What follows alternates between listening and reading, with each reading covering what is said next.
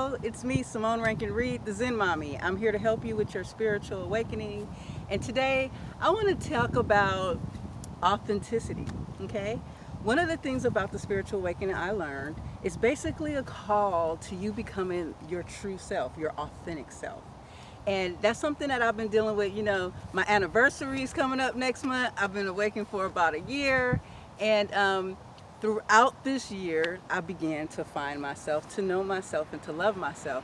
I also have been in situations that have shown me that I'm not as authentic as a person as I think I am. In fact, this is a struggle that all of us have in this awakening. Is once you awaken, you start to wake up from the false life, from the person who you thought you were.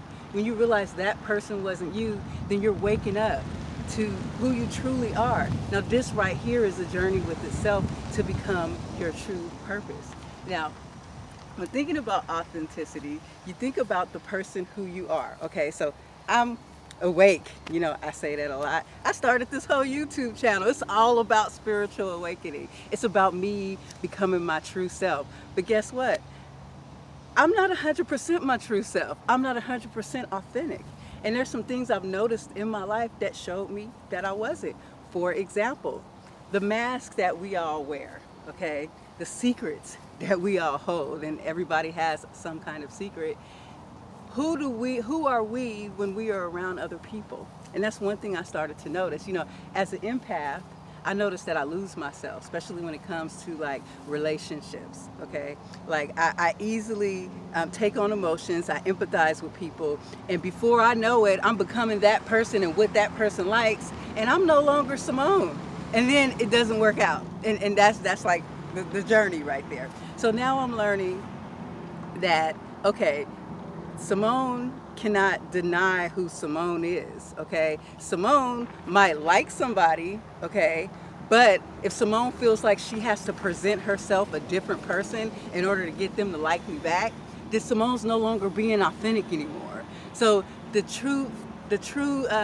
so what you need to do, what I need to do, is I need to chase after my authenticity, okay?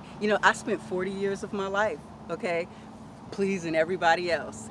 40 years of my life not really knowing who I am or why am I here, okay? Then I awakened, okay? Awakening, it's just not like, oh, okay, you go to sleep, in the morning, you wake up, sometimes you hit the snooze alarm, sometimes you're just like super tired, but the thing is, you're awake, you might be kind of tired, you might fall back to sleep, or you just might be awake, but you don't get fully awake to the end of the day or to later.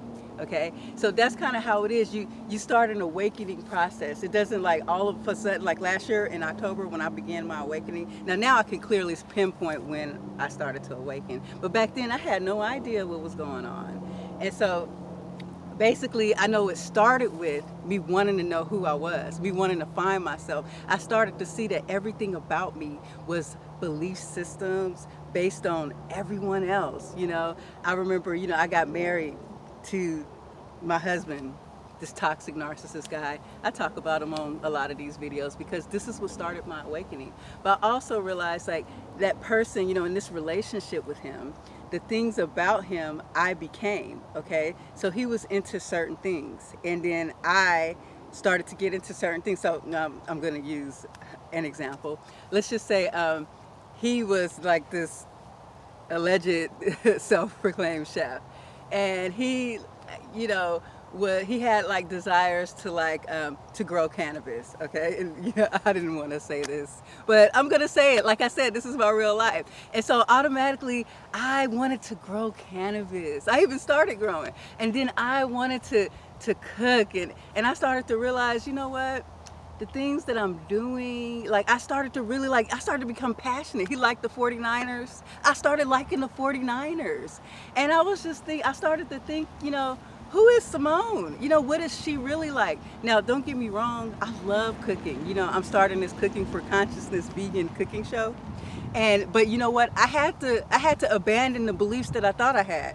I had to realize that this was him, okay? I was liking what he wanted, what he liked.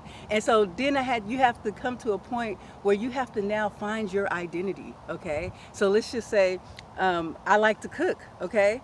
I like to cook vegan food, and I like to show people that you can eat vegan food and still you can raise your vibration, and it'll help with consciousness. And but before I liked cooking, but I associated it with my ex. And so therefore that wasn't a valid identification for me.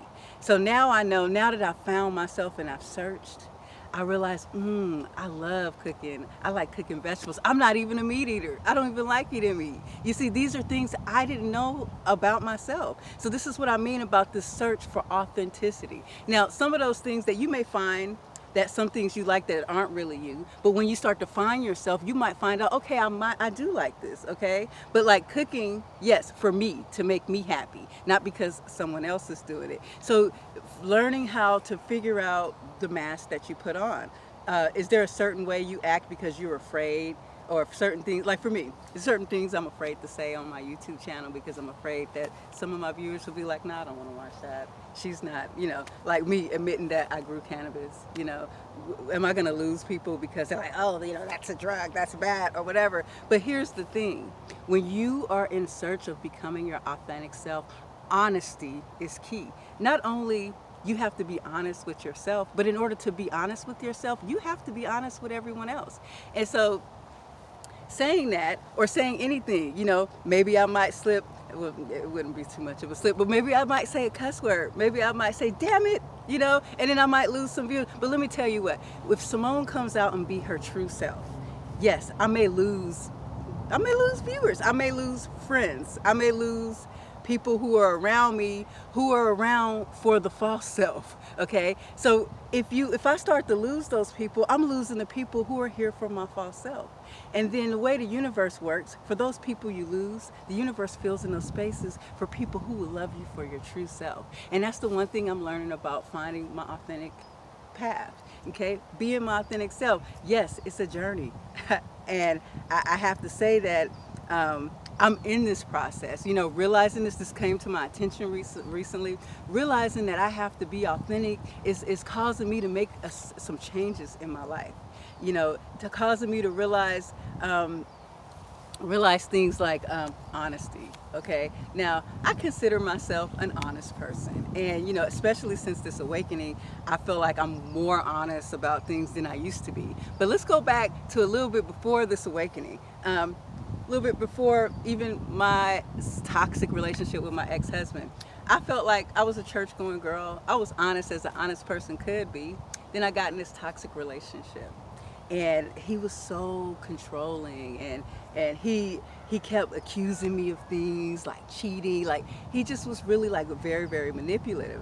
And it just got to the point where I started to lie to avoid an argument. Like, although I know I didn't do anything wrong, and I probably innocently went somewhere, but if he would be like, did you go here? Was this person there? Was a guy? Then I'll be like, no, I noticed that lies started to come out. They weren't bad lies. There's no such thing as a white lie, a little lie, a big lie. A lie is a lie, okay? And I started to notice I was now becoming out of character. I was now lying to please him, because I didn't want to argue with him. Now, ever since my awakening, and of course I got rid of that toxic energy, I started becoming a lot more honest with myself. But one thing I noticed, a relationship changes me.